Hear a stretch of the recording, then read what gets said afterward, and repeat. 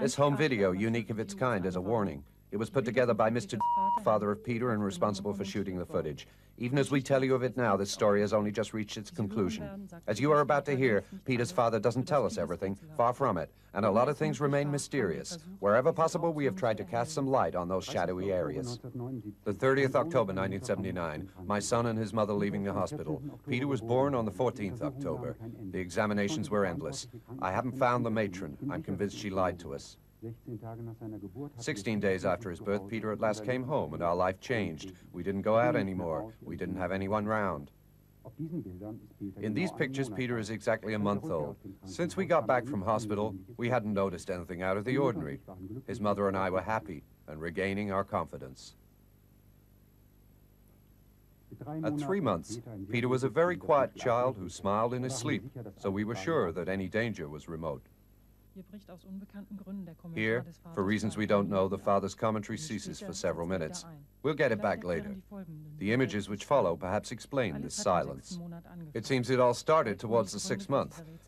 Watch carefully. The mother is playing with Peter. While his mother's attention is elsewhere, the child looks up at his toy and the toy rises. It was the father who slowed down these images himself by way of silent commentary on this thing they'd been dreading all along. It is now the 14th of October 1980. What has happened over the last 6 months, we shall never know. The parents enter the room and find the curtains of the bed, as you can see, in disorder. These knots, which the father comes back onto, prove it could not have been merely a breeze or the curtains coming unhooked while the child was asleep, but that it was the child himself who exercised his willpower on them. And if any more proof was needed, the child provided it the very next day, the 15th of October, when once again they found the curtains, this time in an improbable and, it must be said, rather disturbing position, and the parents do not hide their emotion. But how can they have let him do it? It's unlikely that they would not have kept an eye on the child, alerted by the events of the day before. But those images we will never see, since they doubtless confirm to the parents that Peter would never be like other children. Here, our little boy is 18 months old. He has been under the doctors for 6 months. We are told that it will all pass given time, and that we should carry on as if nothing was happening. It's true that at first Peter only used his power on insignificant things, but despite all our efforts, we had trouble coming to terms with the extraordinary. And as time passed, what happened was the exact opposite of what they had predicted to us, as we finally understood on Christmas Day, when Peter, who was 3½, started to truly master his power. As you will see, twice he managed to unhook the balls from the tree, just one at first, but then he was so proud of what he'd done that he kept 3 of them up above his head with an ease that was entirely new. This was the first time he managed to display several objects at the same time. During these moments, Peter was so happy that we were quite disarmed. It was my parents who advised me to do laboratory experiments. I'll remember this day all my life. Peter was in an isolation chamber, and a man was asking him to make the foam rubber ball in front of him move. Peter couldn't do it and seemed completely lost. We couldn't speak to him. So what was he thinking of? Did he think we'd leave him there? Was he afraid of something? We never spoke roughly to him. Did he feel threatened by this doctor, who kept giving him orders? Did the man use a gesture or expression that Peter could have misinterpreted? We have asked ourselves these questions, and many others, over and over again, trying to find an explanation for what happened. Peter tried to explain that he couldn't do anything with the ball, so the doctor asked him to concentrate on him and to look into his eyes.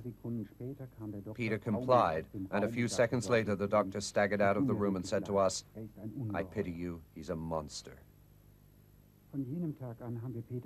Ever since that day, we've kept Peter completely isolated, fearing that he might turn into a fairground attraction. Sensing what he was capable of, we saw nobody anymore. We lived with his power like a handicap that had to be completely hidden. We were helpless, we didn't know what to do.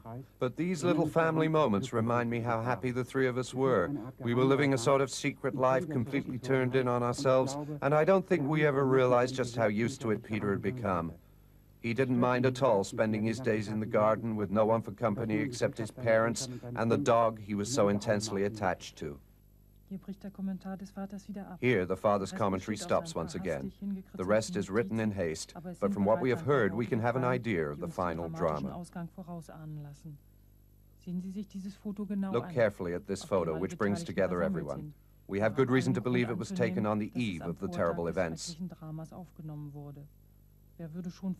Who would think from these smiling faces that in a matter of a few hours this family will be doubly hit?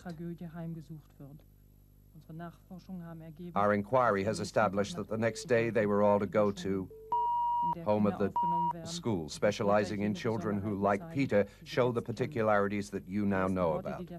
The first words scribbled by the father are, "I told him that we wouldn't be able to take the dog." Peter's reaction is not slow in coming. It is every bit as intense and final as the love he had for the animal. He couldn't take the idea of being separated, continues the father, and there was nothing we could do to calm him down. What Peter is capable of is terrifying. What happened a bit later when his mother attempted to reason with him, I was not able to film. What happened was an accident. I am leaving this cassette behind as testimony. Don't anybody try to find us. It's not his fault. I love my son. This story reached its denouement less than a year ago. After the events you have just seen, Mr. fled with Peter into a mountainous region. They would hide there for 7 years. During the winter of 1990, Mr. fell gravely ill. Peter, who was just 11 years old, decided to go down to the valley. He managed to cross the snowed-in hills and thus save the life of his father. Today, Peter has lost none of his powers and is cared for in a specialist institute.